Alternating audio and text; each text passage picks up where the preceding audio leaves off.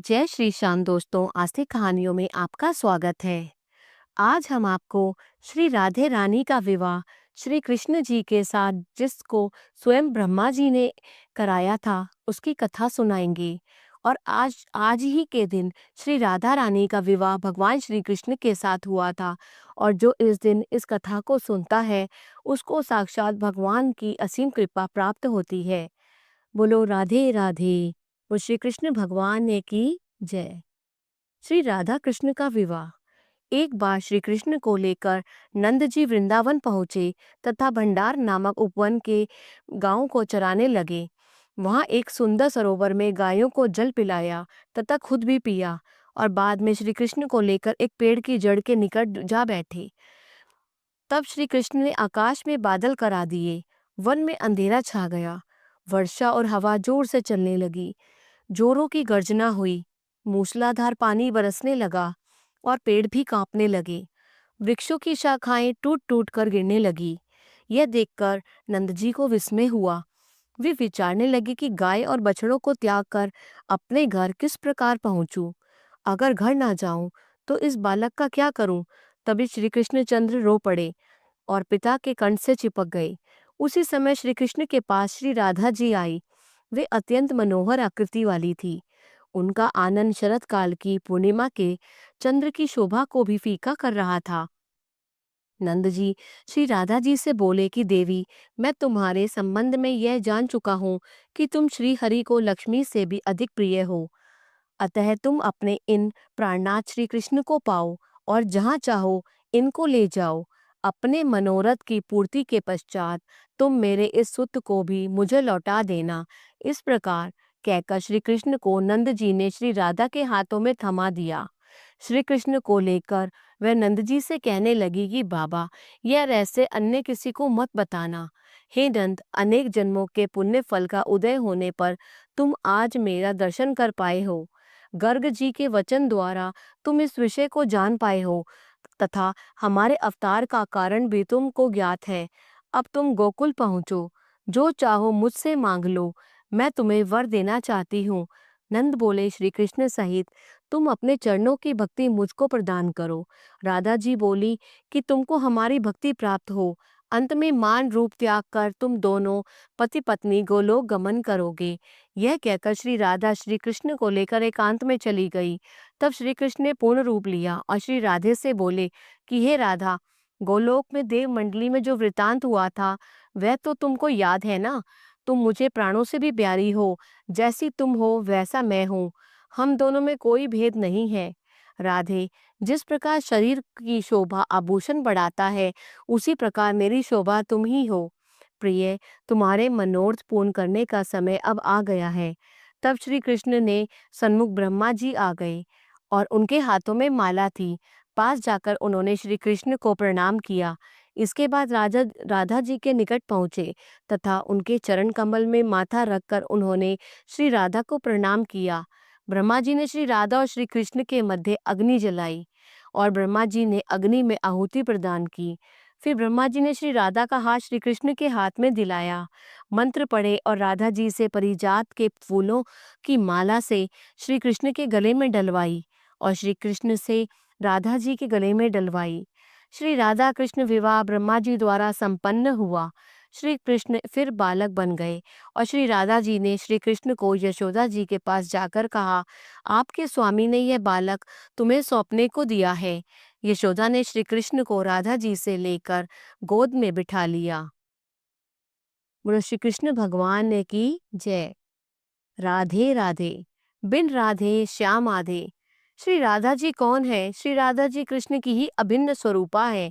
भगवान श्री कृष्ण का आनंद स्वरूप ही श्री राधा के रूप में अभिव्यक्त है।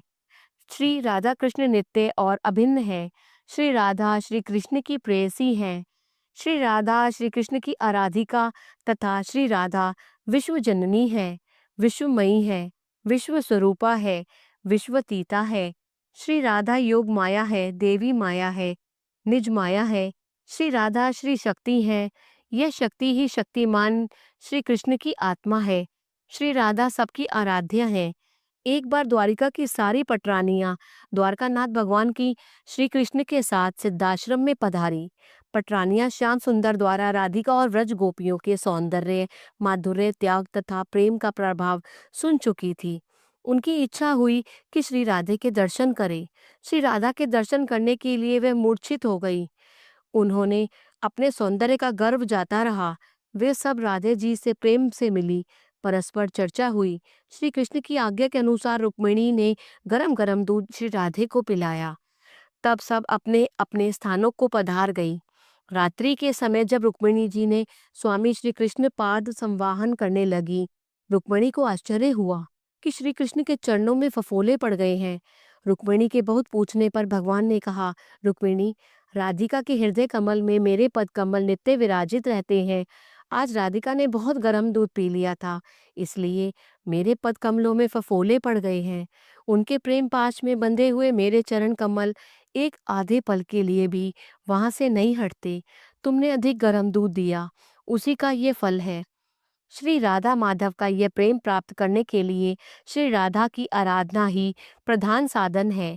भगवान शंकर के पूछने पर स्वयं श्री कृष्ण ने कहा था कि हे महादेव, जो मेरी शरण में होते हैं पर मेरी प्रिय श्री राधे के नहीं होते, वे वास्तव में मुझे प्राप्त नहीं कर सकते।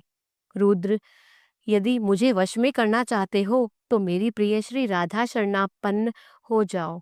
यह मैं तुम्हें गुप्त रहस्य बतलाता हूँ। मैं तो श्री राधा क्या आधा हूँ।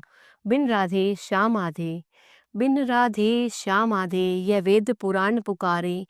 ठाकुर को अपना करना राधा नाम उचारे। राधा शक्ति अवतरती, न श्याम भी रहते न्यारे। प्रेम से बोलो जय श्री राधे, पड़े हैं तेरे द्वारे। बिन राधे श्याम आधे, सब दुनिया जाने। राधे तेरे कारण ही मनमोहन आने। ठाकुर आने अपना जाने, तब जीवन फल पाया। भटका जग में यूं ही आकर, कैसी है तेरी माया। पल पल छिन छिन नाम जपे, हम तुम्हें आराधे। युगल रूप से दर्श करा दो, कीर्ति नंदिनी श्री राधे।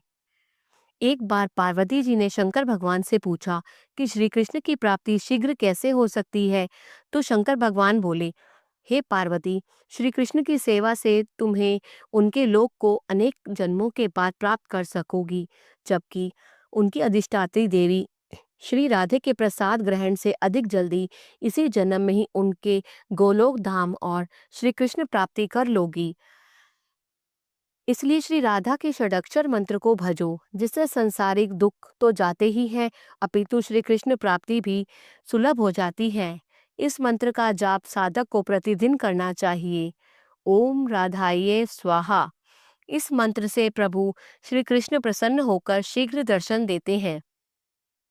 इस कलिकाल में जयदेव के गीत पढ़िए। गीत गोविंद खुला श्रृंगार है। जयदेव महात्मा थे।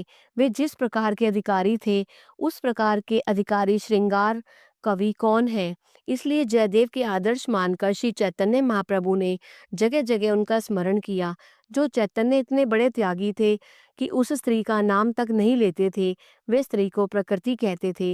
वे चैतन्य जो महात्यागी थे, वे भी राधा जी के बारे में लिखे श्रृंगार पदों को सुनकर नाच उठते थे। वे कहते हैं, राधा भगवान कृष्ण की आह्लादिनी शक्ति है।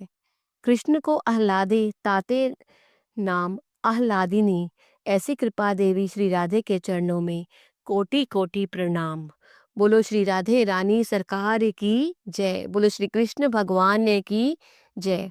अगर आपको ये कथा पसंद आई, कृपया करके इसे लाइक कीजिए और अधिक से अधिक शेयर कीजिए, ताकि अधिक से अधिक लोग इसका लाभ उठा सके और आनंद प्राप्त कर सके। बोलो श्री कृष्ण भगवान की जय।